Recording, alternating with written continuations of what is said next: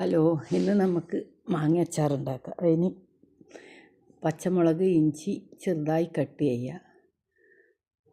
അതിന് ശേഷം ഒരു ഉരുളി വെച്ചിട്ട് അതിൻ്റെ അകത്ത് എള്ളെണ്ണ ഒഴിക്കുക. എള്ളെണ്ണ ചൂടായി വരുമ്പോൾ കറിവേപ്പില ഇട്ടുക. കറിവേപ്പില ഇട്ടിട്ട് അതിൻ്റെ വെള്ളം വറ്റി വരുമ്പോൾ അതിൻ്റെ അകത്ത് ഇഞ്ചി, പച്ചമുളക് എല്ലാം ഇടുക. പച്ചമുളക് ഇട്ടിട്ട് അതൊന്ന് നല്ലോണം വഴറ്റുക.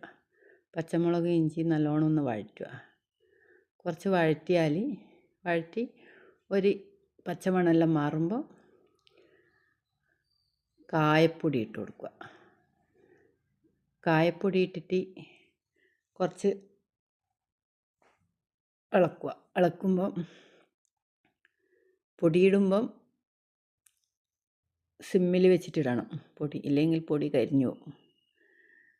കായപ്പൊടി ഇട്ടതിന് ശേഷം അതൊന്ന് വഴണ്ടി വരുമ്പം ഉലുവപ്പൊടി ഇട്ടതിന് ശേഷം അത് വഴണ്ടാകുമ്പോൾ കായപ്പൊടി ഇടുക. കായപ്പൊടി ഒന്ന് വഴറ്റി വന്നുമ്പോൾ മുളക് പൊടി ഇടുക. മുളക് പൊടി ഒരു ബ്ലാക്ക് കളർ പോലെ വരുമ്പോൾ കുറച്ച് ഇളക്കിയിട്ടാകുമ്പോൾ ഒരു നിറം മാറി വരും. നിറം മാറി വരുമ്പോൾ അതിൻ്റെ അകത്ത് എന്നാൽ അച്ചാറിന് ഒരു നല്ല നിറം കിട്ടുമല്ലോ. ഒരു നിറം മാറി വരുമ്പോൾ മാങ്ങയിട്ട് കൊടുക്കുക.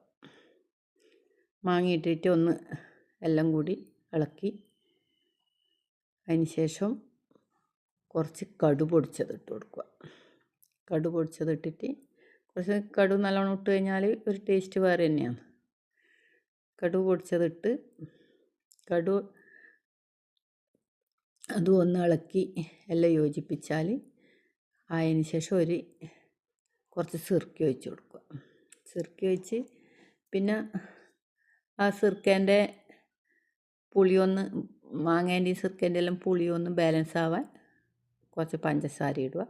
ഉപ്പ് വേണമെങ്കിൽ ഉപ്പ് ഇട്ടിട്ട് എല്ലാം കൂടി ഒന്ന് ഇളക്കി യോജിപ്പിച്ചാൽ അച്ചാർ റെഡിയായി. പിന്നെ എനിക്കൊരുപാട് മാങ്ങയില്ലതുകൊണ്ട് ഞാൻ അതിൻ്റെ അളവ് പറഞ്ഞിട്ടില്ല. അളവ് ഞാൻ നോക്കി ഇടുന്നതാണ്. നിങ്ങൾ ഉണ്ടാക്കുമ്പോൾ മാങ്ങക്ക് കണക്കായിട്ട് എല്ലാ സാധനവും എടുത്താൽ മതി. എനിക്ക് ഒരുപാട് മാങ്ങയുണ്ടായിന്. 2 പെട്ടി മാങ്ങ കിട്ടീന്. ഹോട്ടലിലേക്കായതുകൊണ്ട് ഒന്നിച്ചാക്കിയതാണ്. അച്ചാർ റെഡിയായി.